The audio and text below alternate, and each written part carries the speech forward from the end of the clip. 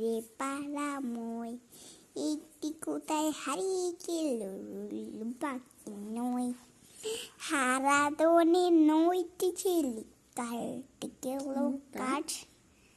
একটি কিলো দোকান হলো রইল বাকি আট হারাদনে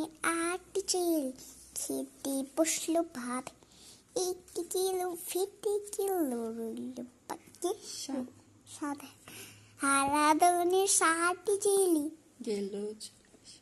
গেল জলাশয় একটি টুপি মরে গেল